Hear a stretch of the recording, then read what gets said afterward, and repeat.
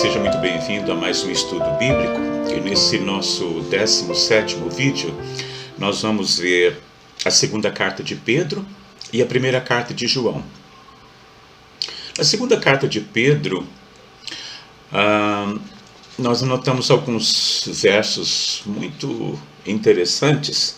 E o primeiro deles está em 2 Pedro, capítulo 1, versículo de 5 a 8, que diz o seguinte: E por isso mesmo vós, empregando toda a diligência, acrescentai à vossa fé a virtude a ciência, e à ciência o domínio próprio, e ao domínio próprio a perseverança, e à perseverança a piedade, e à piedade a fraternidade, e à fraternidade o amor, porque se em vós houver e abundarem estas coisas, elas não vos deixarão ociosos e nem infrutíferos no pleno conhecimento de nosso Senhor Jesus Cristo.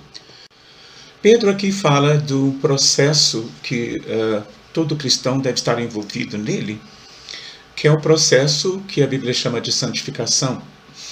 É um processo em que Deus, através do seu Espírito, ele começa a reconstruir em nós o caráter de Cristo Jesus, né? Que é o mesmo caráter de Deus, né? Jesus disse a Filipe, né? Quem vê a mim, vê o Pai, né? E esse processo é um processo contínuo de aperfeiçoamento no caráter de Jesus, né? Até o ponto em que Paulo mesmo disse que já não era mais ele, Paulo, que vivia, mas Cristo vivia nele. Cristo vivia através das suas atitudes. O Paulo passou por esse processo, né? E é um processo que todo cristão deve passar também. E Pedro termina dizendo nesses versos, se todas essas características que ele listou aqui abundarem em nós, na nossa vida, nós nunca seremos cristãos ociosos. Nós sempre vamos produzir frutos, né? E cada cristão tem o seu ritmo de crescimento, mas importa que todos estejamos crescendo em Cristo Jesus, né? Como disse Jesus, alguns de nós vão produzir a 10, 30, 100%, né, da semente que foi plantada. Então, se um cristão não tem crescimento no sentido de aperfeiçoar o seu caráter e se assemelhar mais a Jesus, alguma coisa errada está acontecendo, né, na experiência cristã dessa pessoa, né? Agora nós temos aqui em 2 Pedro capítulo 1, versículo de 13 a 15, o seguinte verso: E tendo por justo, enquanto ainda estou neste tabernáculo, despertar-vos com admoestações, sabendo que brevemente hei de deixar este meu tabernáculo, assim como nosso Senhor Jesus Cristo já me revelou. Mas procurarei diligentemente que também em toda ocasião depois da minha morte tenhais lembrança destas coisas. Aqui nós temos um texto triste, não é? Pedro, quando fala que está para deixar este tabernáculo, né? O tabernáculo que ele chama o corpo dele, né? Então, Jesus já havia dito a Pedro que quando ele fosse velho, ele seria manietado e levado para onde ele não queria ir, né? Ninguém quer morrer, todo mundo tem esse senso de preservação. E Paulo não era diferente, mas ele sabia que estava chegando a hora dele. Então, ele fala para os irmãos que quer que depois da partida dele, as palavras dele sejam lembradas, né? Isso é muito bonito. Em 2 Pedro, capítulo 1, versículos 16 a 18, nós temos o seguinte: Porque não seguimos fábulas engenhosas quando vos fizemos conhecer o poder e a vinda de nosso Senhor Jesus Cristo, pois nós fôramos testemunhas oculares da sua majestade, porquanto ele recebeu de Deus Pai honra e glória, quando pela glória magnífica lhe foi dirigida a seguinte voz: Este é meu Filho amado, em quem me comprazo. E essa voz dirigida do céu ouvimos-la nós mesmos, estando com ele no Monte Santo. Pedro foi muito privilegiado, né? Pedro viu e ouviu muitas coisas extraordinárias, né? E sobrenaturais também, né?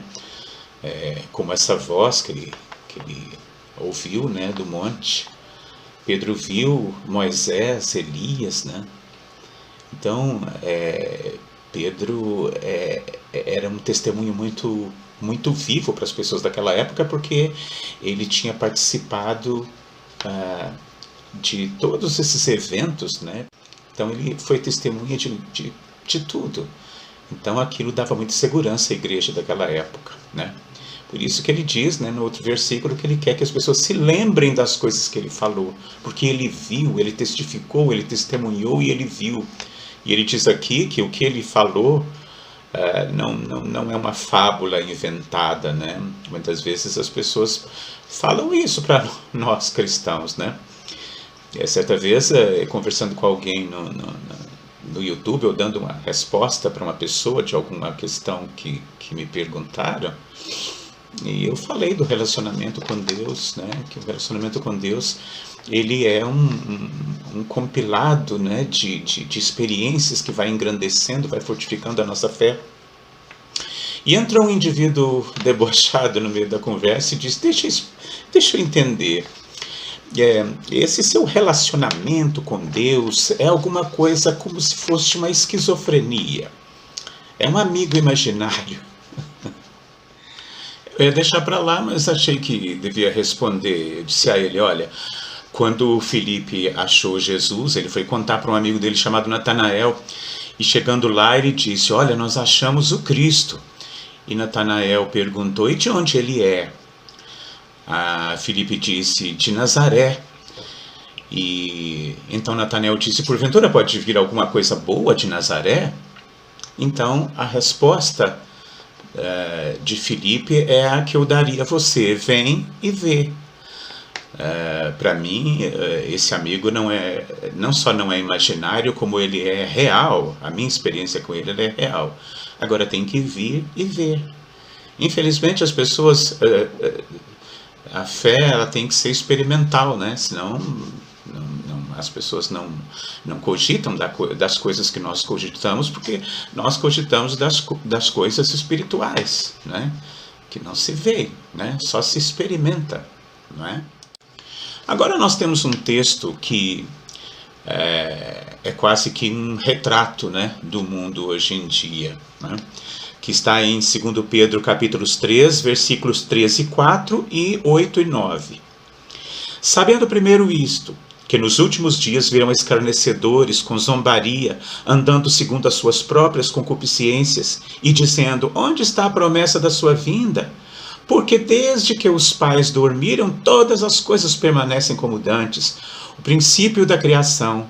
Mas vós, amados, não ignoreis uma coisa, que um dia para o Senhor é como 1000 anos, e 1000 anos como um dia. O Senhor não retarda a sua promessa, ainda que alguns a tenham por tardia, porém é longânimo para convosco, não querendo que ninguém se perca, senão que todos venham a arrepender-se. Veja que lá se vão quase 2000 anos desde que Pedro escreveu essas palavras, não é? E Jesus não voltou. Mas veja, primeiro, Pedro tem razão. O tempo para Deus é diferente do tempo do homem. E segundo, Deus é longânimo, misericordioso, amável.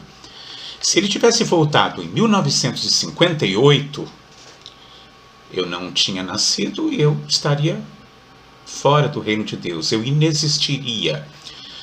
Se Jesus voltasse hoje, na quarta-feira que vem alguém se arrependeria, se converteria ao Senhor, essa pessoa também estaria fora.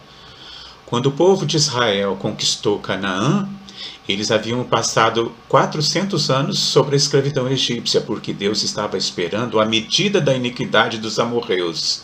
A Bíblia fala, porque Deus estava esperando, né, aqueles que ainda iam se arrepender dentro dos povos que moravam ali em Canaã.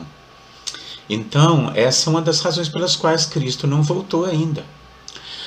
Jesus vai voltar na plenitude do tempo dele, como quando ele veio a primeira vez, ele veio na plenitude do tempo, né? Ele também vai voltar na plenitude do tempo. O Apocalipse fala que quando o Espírito Santo de Deus não puder agir mais nas pessoas, né? quando não houver mais chance de arrependimento para ninguém, Jesus vai voltar. E uma série de outras dicas que Jesus deu para sua volta, né, que a gente pode ler, e nós vamos cuidar disso depois. Mas o que o Pedro quer dizer é isso: Deus é longânimo, Ele é maravilhoso, e Ele vai voltar, independente das pessoas acreditarem ou não, ele vai voltar, não é? Agora nós temos aqui a primeira carta de João, né? João, o filho do trovão, aquele que perguntou a Jesus se ele queria que mandasse descer fogo e destruísse a cidade. Este agora é um João completamente diferente. Agora ele chama as pessoas de meus filhinhos. Não tem nada de trovão mais. Veja, eu separei aqui alguns textos. 1 João, capítulo 1, versículo de 8 a 10, e diz o seguinte, olha: se dissermos que não temos pecado nenhum, enganamo-nos a nós mesmos, e a verdade não está em nós. Se confessarmos os nossos pecados, Ele é fiel e justo para nos perdoar os pecados e nos purificar de toda a injustiça. Se dissermos que não temos cometido pecado, fazemo-lo mentiroso, e a sua palavra não está em nós. Veja aqui, quando nós reconhecemos que nós vivemos em pecado, é diferente de estar em pecado. Veja, pecadores todos nós somos e vamos ser até a volta de Jesus, né? E nós vamos batalhar com a nossa natureza pecaminosa até a volta de Jesus. Jesus vai nos encontrar ainda nessa batalha. Mas há uma distinção clara entre viver num mundo de pecado e fazer do pecado um estilo de vida. João está falando aqui no primeiro caso, que algumas pessoas certamente estavam dizendo que nós não estamos mais em pecado, não somos mais pecadores, né? E João está rebatendo essa questão. Não, quem diz que não vive num ambiente de pecado está mentindo. Agora, existe uma diferença entre estar num ambiente de pecado e fazer do pecado um estilo de vida, né? Nós existimos num mundo caído em pecado, mas Jesus nos promete uma natureza substituta. Se a gente deixar que Ele tome conta da vida da gente, que o Espírito Santo dirija a vida da gente, nós vivemos num mundo de pecado, mas o pecado tem que ser estranho para nós. Nós temos que detestar o pecado, não é? Aqui agora nós temos outro texto que se encontra em 1 João, capítulo 2, versículos 1 e 2, onde o filho do trovão fala: meus filhinhos, estas coisas vos escrevo, não para que não pequeis, mas se alguém pecar, temos um advogado para com o Pai, Jesus Cristo, o justo. E Ele é a propiciação pelos nossos pecados, e não somente pelos nossos, mas também pelos de todo o mundo. Aqui nós temos João construindo uma verdade teológica, né? Olha, é uma certeza que nós temos, né? Se há um verdadeiro arrependimento, e veja que arrependimento é a tristeza pelo pecado. Arrependimento não é remorso, não é medo pelas consequências do pecado, é uma tristeza, né, por haver pecado, né? Isso é que é o verdadeiro arrependimento. E se há um verdadeiro arrependimento, há perdão absoluto pelo sangue de Jesus. Não tem que ficar remoendo, não tem que ficar trazendo à baila os pecados e se lamentando por um pecado que já foi perdoado por Jesus, né? Nós temos que ir buscar a Jesus tal qual estamos. Não espere estar bem espiritualmente. Jesus quer que você vá pecador a Ele.